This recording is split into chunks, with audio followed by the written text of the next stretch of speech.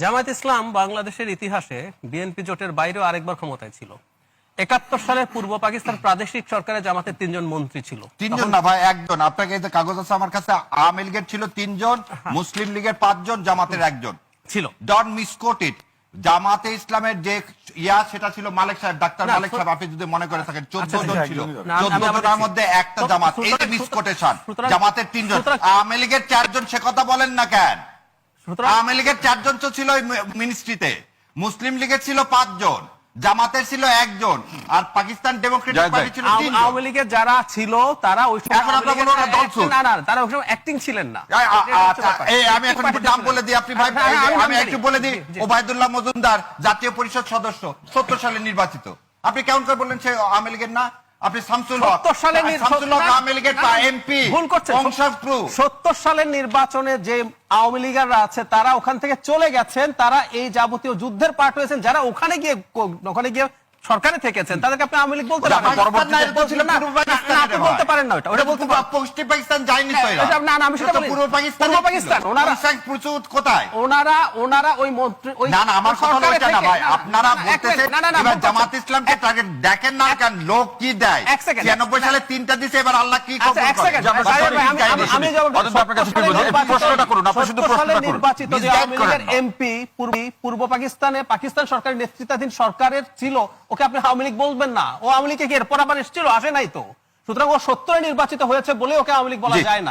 ৭০ নির্বাচন লোক দিয়ে আপনি কনস্টিটিউশন করলেন কেমন করে?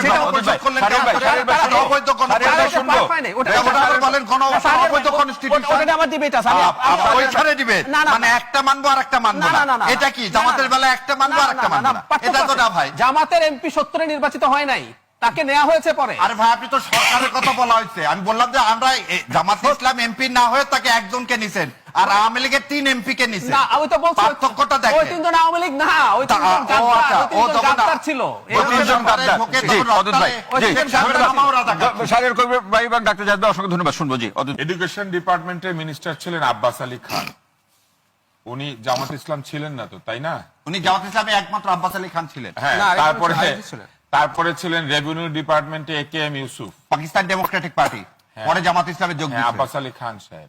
আব্বাস আলী খান তো বললেনই একবার। হ্যাঁ। আর একেএম ইউসুফ ছিল পাকিস্তান ডেমোক্রেটিক পার্টি, পরে জামাত ইসলামে আসছেন। আপনি ওখান থেকে পরে জামাত ইসলামে আসছেন। আর আমি যেটা দেখাচ্ছি আপনি তাই তো? হ্যাঁ, পরে জামাত ইসলামে আসছেন। ও, তাহলে পরে আসলে উনি জামাত হয় না? না, ওই সময় কে ছিল? আপনি ওই সময় লোককে ঢুকাই দিবেন। আমি এখন যদি বলি তুষার ভাই, এখন আপনি বিএনপির পক্ষে কথা বলতেছেন, আওয়ামী লীগের সাথে কথা বলছি। না, আওয়ামী লীগ ছিলেন, তাহলে কি জিনিসটা কি রকম হবে? না, আওয়ামী লীগের সময় আমি আওয়ামী লীগ ছিলাম না, এখন আমি বিএনপি না। শোনেন, আপনি জয়ের ইয়া নিছেন। হ্যাঁ, আমি নিছি। আমি আবার বলেন না কথা। এবার কথা বলেন না, বলেন না। আমি ফখরুল ইসলাম আলমগীরের সাক্ষাৎকার নিয়েছি। তাহলে আপনি কি আওয়ামী লীগ? হ্যাঁ, তাহলে আপনি আওয়ামী লীগ। আপনি জয়েরটা নিছেন, ফখরুল ইসলাম আলমগীরটা নিছেন, আমি একজন পেশাদার উপস্থাপক। কি সুন্দর লোকজন যখন সাক্ষাৎকার দিতে আসবে আমার মতো উপস্থাপকের কাছে আসবে। তিনি তো সবার কাছে যাবে না তো। যখন ওকালতি করতে যাবে ওর কাছে যাবে। তাকে আওয়ামী লীগ বলা যাবে? আমার কাছে আসবে। তাহলে কি আওয়ামী লীগ বলা যাবে? আর যে লোকটা পাকিস্তান ডেমোক্রেটিক পার্টি করতো, ধরে নেন মুসলিম লীগ যারা করতো, পরে বিএনপি আসছে, তাদেরকে আপনি বিএনপিতে আসার আগে কি বলবেন? মুসলিম লীগ। আর বিএনপি আসার পর তো বিএনপি বলবেন না মুসলিম লীগ বলবেন? আমি সে কথাটাই বলছি। উনি যখন জয়েন নিছেন তখন তো তাকে আওয়ামী লীগ বলবো না। সারের ভাই, আপনার প্রশ্ন নিশ্চয়ই তুষার ভাই বুঝতে পেরেছেন। তুষার ভাই শুনতে চাই যে তুষার ভাই কেন ইন্টারভিউ নিয়েছেন, সেটার প্রশ্ন ছিল।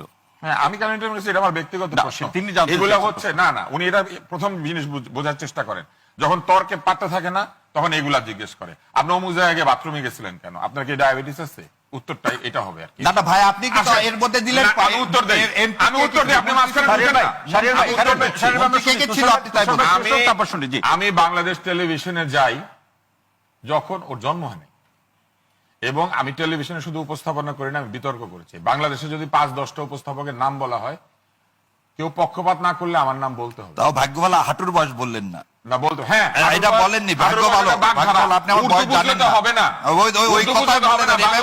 বাংলা ব্যাকরণ পড়তে হবে। ও আন্ডারমাইন করেন না। আপনি হয় এটা বন্ধ করবেন। সারিয়ার ভাই তুষার ভাই শেষ করুক, এরপর আপনার করবেন।